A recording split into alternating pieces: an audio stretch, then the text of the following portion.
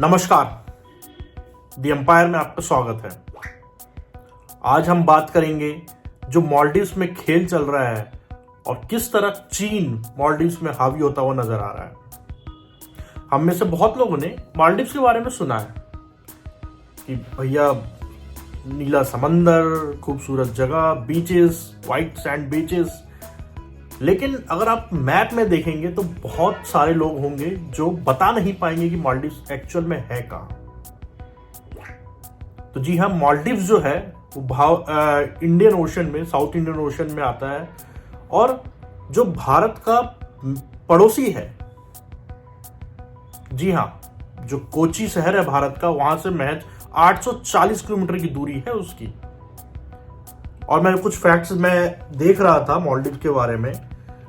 मतलब 1190 coral island से मिलके बना है वो और 90,000 स्क्वायर किलोमीटर का उसका एरिया है, जिसमें से 298 किलोमीटर जो है वो यूजेबल है, ड्राई लैंड है। रेस्ट क्योंकि वो कई सारे आइलैंड्स में बटा हुआ है, इस वजह से जो उसका स्पेशल इकोनॉमिक जोन है जो वो काफी बड़ा हो जाता है। और ये एक कारण है कि उसकी जो महत्वपूर्ण हो गया है जो मालदीव्स भारत के लिए या फिर चीन के लिए भी, वो बहुत बड़ा कारण है कि उसका स्ट्रैटेजिक लोकेशन। तो आज हम बात करेंगे कि कैसे भारत और चीन के बीच में मालदीव्स आ गया है, खासकर जो अभी प्रेसिडेंट मोइजू आए हैं अभी इलेक्ट होके, और जिस तरीके से एग्रेसिव पॉलिसीज वो भारत के विरुद्ध जो है वो कर रहे हैं।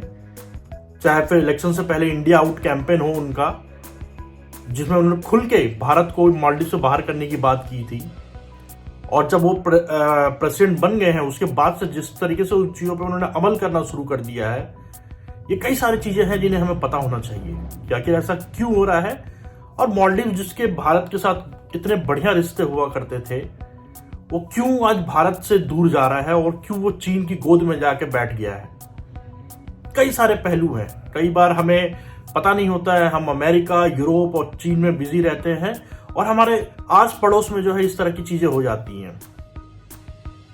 भारत के लिहाज से मालदीव से बहुत इंपॉर्टेंट कंट्री है, भारत इसको इग्नोर नहीं कर सकता है।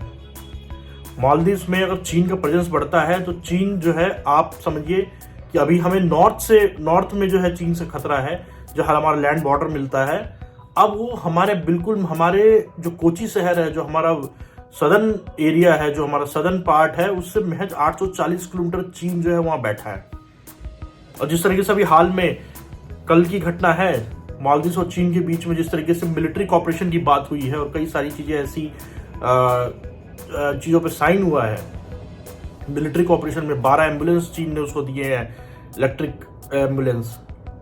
तो ये कई सारी चीजें हैं जिस तरीके से मोइजू खुल के चीन की वकालत कर रहे हैं और भारत को जो है वो बाहर करने की बात कर रहे हैं। उन्होंने डेडलाइन दिया है कि 10 मई को भारत के जितने सैनिक हैं वहां पे उन्हें खाली करने के लिए। अब हमें ये समझना पड़ेगा कि ये इसमें क्या पार्ट जो रेटरिक है और क्या पार्ट है जो बिल्कुल जिसमें दम है। सबसे पहले समझना पड़ेगा, भारत के वहां पे 84 जो है वो सैनिक इस समय मालदीव्स में है, लेकिन वो किसी तरह प्रकार की कोई ऐसा सैन्य अभियान का हिस्सा नहीं है। भारत ने मालदीव्स को कई प्रकार के साजो सामान दिए हैं, टेक्निकल चीजें दी हैं, सपोर्ट किया है। उसकी देख रेख के लिए जो है भारत ने वहां पे 84 जो है सैनिक, मतलब टेक्निकल बेसिकली आप कहिए उनको, मतलब इंजीनियर ग्रुप और इन सब के जो होते हैं, मतलब सेना के ही जो जिनका काम, जैसे भारत ने डोर्नियर एयरक्राफ्ट दिया है, उसकी मेंटेनेंस के लिए है लोग वहां पे। लेकिन मोइजू जो है इसका पूरा फायदा उठा रहे हैं और भारत को जो है बिल्कुल एक बाहर करने के लिए वो इस चीज का उपयोग कर रहे हैं। मालदीव में इससे पहले हम अगर देखें, इससे पहले जो राष्ट्रपति थे मालदीव में, मोहम्मद सालेह, उन्होंने प्रो इंडिया अप्रोच रखा हुआ था, साथ में उनके नशीद भी थे।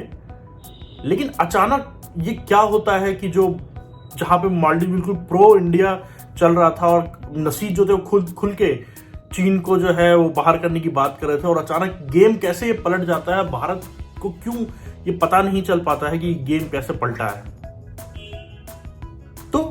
हमें जो है देखना पड़ेगा ये जो इस तरह के जो देश है इनमें कैसे रातों रात तब्दीली आ जाती है,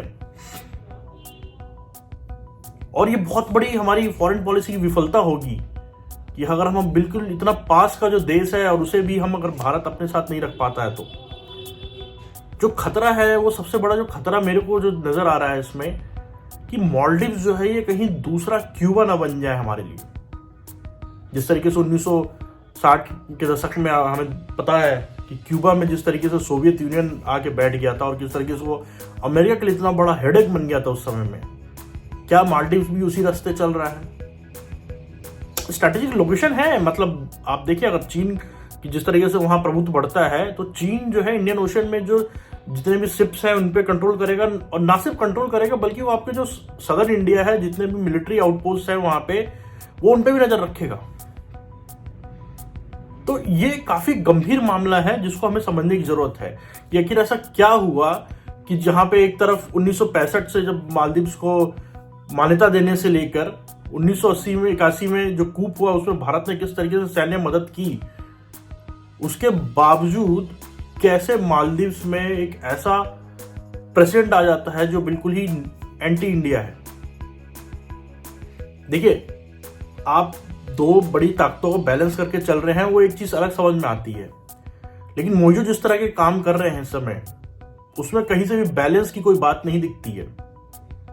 मौजूद बैलेंस करने की कोई कोशिश नहीं कर रहे हैं, वो साफ भारत को जो है वो निकल जाने की बात कर रहे हैं और चीन के लिए वो रेड कारपेट बिछा रहे हैं। तो कई सारी चीजें हैं, मुझे लगता है उनको हमको समझने की जरूरत है कि आखिर ऐसा क्या हुआ है, क्या कारण रहा कि 16 के काल में भारत के साथ इतनी दोस्ती थी और अचानक रातों रात जो है ये चीजें बदल गई हैं।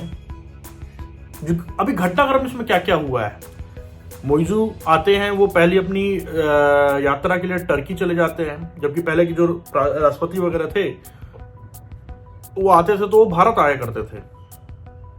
तो मोइजू जो है वो टर्की चले जाते हैं, फिर वो चाइना चले जाते हैं, फिर प्रधानमंत्री मोदी लक्षद्वीप में जाके फोटो खिंचवाते हैं, और उसके बाद जिस तरीके से वहाँ के कुछ पार्लियामेंट जो हैं जो नस्लवादी टिप्पणी करते हैं, किस तरीके से ओछी टिप्पणी करते हैं भारत और भारतीयों पे, उसके बाद जो बॉयकॉट मालदीव्स का जो हिंदुस्तान में जो एक बात होती है, तो रिश्ते एकाएक ऐसे कैसे मतलब खराब हो गए, क्या मतलब उसके बैकड्रॉप में क्या था, क्या कारण रहे? देखिए मालदीव्स की आबादी बहुत ज्यादा नहीं है, महज 5 लाख का ये देश है जिसमें जो पूरी आबादी है वो एक मुस्लिम बहुसंख्यक आबादी है। बहुसंख्यक नहीं कहूंगा बल्कि पूरी आबादी जो है वो मुस्लिम ही है, और काफी धार्मिक चीजों को लेके काफी कट्टर है मालदीव के लोग। तो ऐसा क्या हुआ? देखिए कई कारण है। अभी पीछे हमने देखा था लास्ट ईयर जो योगा डे पे कैसे वहां पे जो दूतावास है भारत का उसने एक कार्यक्रम किया था, और वहां पे जो कुछ कट्टरपंथी थे वो घुस आए थे। तो क्या इसका कारण ये तो नहीं है कि भारत में जिस तरह से हिंदुत्व की जो पॉलिटिक्स हो रही है, क्या ये कारण है कि वहां के लोगों में भारत के प्रति जो है वो गुस्सा बढ़ा है? क्योंकि देखिए मालदीव्स के टूरिज्म में जो है भारतीयों का बड़ा हाथ है। मतलब मालदीव्स में कोरोना के बाद जिस तरीके से भारत से सॉरी माफ कीजिएगा, कोरोना के बाद जिस तरीके से भारत से फिल्मी सितारे गए हैं, आम लोग वहां पे गए हैं, भारत के लोग इतने बढ़ चढ़ के जो मालदीव्स गए हैं घूमने के लिए, ज्यादा फोटोज इंस्टाग्राम भरे रहते हैं, तो बड़ा सपोर्ट है मालदीव्स को भारत का। फिर जिस तरीके से वैक्सीन भारत ने उपलब्ध कराई, एक वाटर क्राइसिस हुआ था मालदीव्स में आपको याद होगा, जिसमें भारत ने ही यहाँ से पानी वगैरह भिजवाया था। तो ऐसा क्या है कि महज चंद दूरी पे जो पड़ोसी है भारत, उसे मालदीव्स पसंद नहीं कर रहा है, और 6000 किलोमीटर बैठा चीन मालदीव्स को पसंद आ रहा है। तो जैसे मैंने कहा कि योगा डे में जिस तरीके से वहाँ के एम्बेसी ने, मतलब भारत की एम्बेसी ने जिस तरीके से एक फंक्शन रखा था मैदान में योगा के लिए, तो क्या वो भी एक कारण था? चीन, हमको पता है कि चीन जो है उसने काफी इन्वेस्टमेंट किया है, और जिस तरीके से वहां पे पॉलिटिशियंस को पैसे दिए हैं, एक पूरा एक कैंपेन चलाया है इंडिया आउट का। ये इंडिया आउट का कैंपेन आज से नहीं चल रहा था, ये कई मतलब 2018-19 के बाद से हम देख रहे थे इंडिया आउट का कैंपेन वहां पे स्टार्ट हुआ था, और भारत क्या कर रहा था? क्या हमें नहीं पता था कि मुझे जो है वो इतने ताकतवर हो जाएंगे और वो जिस तरीके से जीत कर आ जाएंगे? हमने क्या किया रोकने के लिए? हम सोते रहे, हम इंतजार करते रहे कि अब कुछ होगा देखेंगे, जब कुछ होगा तब देखेंगे, और इस तरीके से जो है मालदीव जो है हमारे हाथ से चला गया। मुझे लगता है ये सोचने का विषय है कि मालदीव कैसे जो है वो हमारे हाथ से निकला। और फिलहाल जो मई 10 की डेडलाइन बताई है मोइजू ने, तो मतलब मुझे लगता है कि इसमें काफी हमारी जो फॉरेन पॉलिसी है उसका बड़ा एक फेलियर है। मोइजू जो है जिस तरीके से टर्की जाते हैं, उसके बाद वो चाइना जाते हैं, चाइना में उनके साथ एग्रीमेंट्स करते हैं, चाइना से फंडिंग लेते हैं, BRI पे बात आगे बढ़ती है, और वहां से लौटते हैं जैसे ही, उसके बाद भारत को धमकी देते हैं, भारत को कहते हैं कि आप जो है हमें छोटा समझ के दबाइए नहीं। देखिए भारत का ने जिस तरीके से मदद की है मालदीव्स की, मुझे नहीं लगता कि इसमें कुछ ऐसा भी क्या दबाया है भारत ने। फिर क्यों मोइजू इस तरह की बात कर रहे हैं, और हमारा जो फॉरेन ऑफिस है वो क्या कर रहा है? जैसे भारत ने भी बोला है कि जो वहां पे सैनिक लोग हैं, जो 84 सैनिक हैं हमारे, वो वापस आ जाएंगे मई 10 से पहले। तो हमें ये देखना पड़ेगा। देखिए मालदीव्स का लोकेशन है वो बड़ा इंपॉर्टेंट लोकेशन है। अगर मालदीव्स में चीन हावी हो जाता है तो ये आपके लिए बड़ा सरदर्द बन जाएगा। अभी आप जो है पश्चिम में पाकिस्तान से परेशान हैं, और आप उत्तर में चीन से परेशान हैं, पूरब में आप चीन से परेशान हैं, जहां पे आपकी सीमा लगती है चीन के साथ, वहां पे स्टैंड ऑफ हुआ है इस समय, वहां पे आपकी झड़पें हो रही हैं। और अब दक्षिण में अगर ऐसा होता है कि मालदीव्स में चीन अगर कोई सैन्य बेस बना लेता है तो वो कितना बड़ा सरदर्द होगा हमारे लिए, ये हमें सोचना पड़ेगा। हमने देखा कैसे चीन जो है वो श्रीलंका में हम्बनटोटा पोर्ट लेके उसको उसने कब्जे पे ले लिया, और किस तरह आए दिन वहां पे उसके रिसर्च शिप वगैरह आते रहते हैं, व्हीकल आते रहते हैं। हम कुछ नहीं कर पाते हैं उसका। क्यों? क्योंकि श्रीलंका जो है वो मजबूर है। तो क्या वही हाल अब मालदीव्स का होने जा रहा है? क्या है हमारी स्ट्रेटेजी मालदीव्स को रोकने के लिए, चीन को रोकने के लिए? क्या मालदीव्स पूरी तरह चीन की गोद में जाके बैठ जाएगा, उसके बाद हम एक्ट करेंगे? मुझे लगता है खतरा है।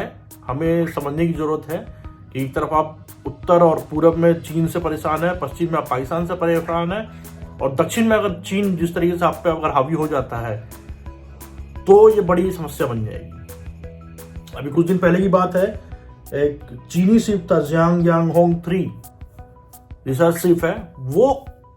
आप देखिए इससे पहले भी घटना हुई है कि रिसर्च शिप जो है चीन का वो हम्बनटोटा पे आया है, और भारत ने प्रोटेस्ट किया है, लेकिन मजबूरन उसको डॉक करने दिया गया है। तो वो क्या वहां पे सर्वे कर रहा है? जो जानकार है बताते हैं वो टोपोग्राफी सर्वे कर रहा है। जो मलक्का का स्ट्रेट है, जो चीन के लिए कमजोर कड़ी माना जाता है, कि भारत का जो अंडमान निकोबार आइलैंड है वहां पे भारत जब चाहे उस स्ट्रेट को चोक कर सकता है, और चीन की जितनी भी इंपोर्ट्स है, ऑयल इंपोर्ट्स, उनको रोक सकता है। तो चीन उस एरिया में जो है टोपोग्राफी बेसिकली जो उसको चेक कर रहा है, वहां पे जमीन के नीचे, मतलब समुद्र के नीचे, जो जहां से उसकी सबमरीन गुजर सके। तो चीन वहां जिस तरह की रिसर्च कर रहा है, जिस तरह की टोपोग्राफी रिसर्च कर रहा है, भारत कैसे उसको रोकेगा? मालदीव्स हम देख रहे हैं लगातार इस समय सुर्खियों में है। आज भी फिर खबर आई है कि जी मोइजू ने उठ के बोल दिया है कि अब 10 तारीख आपके लिए लास्ट है, 10 मई। आप 10 मई से पहले जो है वो मालदीव्स को छोड़कर दफा हो जाए। मुझे लगता है कि भारत को इस पर बहुत सीरियसली सोचना पड़ेगा, और अगर ऐसा नहीं होता है तो ये क्यूबन क्राइसिस, मिसाइल क्राइसिस को जो संघर्ष था अमेरिका और सोवियत यूनियन के बीच में 1962 में, ये लगभग वैसा ही रहेगा, और भारत के लिए बड़ा सरदर्द रहेगा। धन्यवाद।